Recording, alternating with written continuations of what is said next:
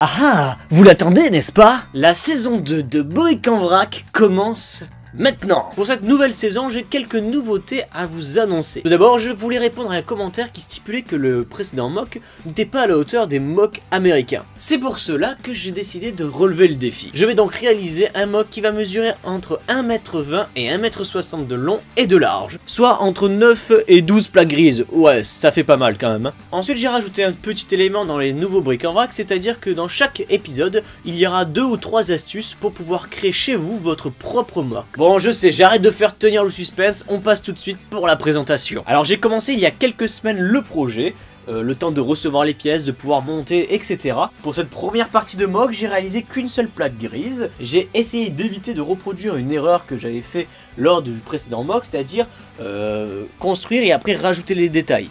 Là, j'ai rajouté directement les détails au mock pour essayer de pouvoir savoir à peu près où j'allais partir. Pour info, la partie grise que vous voyez à l'intérieur, la petite pièce en dessous de la montagne, ce sera une partie du hangar pour les vaisseaux. J'ai également rajouté des motifs un peu orangés, tout simplement pour donner un peu plus de couleur et de richesse au niveau détail. Alors voici une petite astuce si vous voulez réaliser votre propre mock.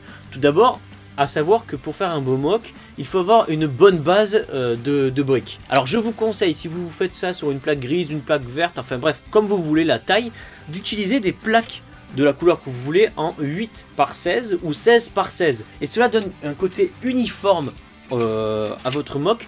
Et on voit pas trop la jonction entre les différentes plaques, ce qui rend un mock assez propre. Maintenant, pour réaliser une montagne, je vous conseille d'utiliser plusieurs couleurs de briques. Tout d'abord, sélectionnez la couleur que vous voulez avoir, c'est-à-dire pour ma part ça sera du tan ou du beige comme pour ceux qui ne connaissent pas. Avant de vous jeter pour construire votre montagne, vous êtes pressé bien sûr, je vous invite à créer une petite structure, c'est-à-dire un peu cubique comme ceci, tout simplement pour pouvoir avoir un genre de moulage, une genre de forme que vous allez habiller après avec vos briques. Ça a plusieurs avantages de faire ceci, c'est-à-dire que premièrement vous faites des économies au niveau des briques. Tout simplement parce que si vous utilisez des briques beige ou tan comme vous voulez, ça coûte assez cher de faire une montagne entièrement en tan. Et également vous aurez une base solide pour votre montagne. Maintenant si vous pouvez voir ce mock de plus près en venant voir l'exposition The Brick Gardoise, il sera présent. Cette partie du mock déjà sera bien entamée parce que j'ai encore des pièces qui vont arriver. Mais ça je le garde pour le prochain épisode. Donc si vous venez à l'exposition vous aurez l'occasion de voir le mock, de me conseiller directement de vive voix. Ça sera super intéressant. Et attendez, avant de partir, attendez, j'ai le privilège de vous faire gagner 4 places pour pouvoir venir à l'exposition The Brick Gardoise, donc 4 places comme ceci.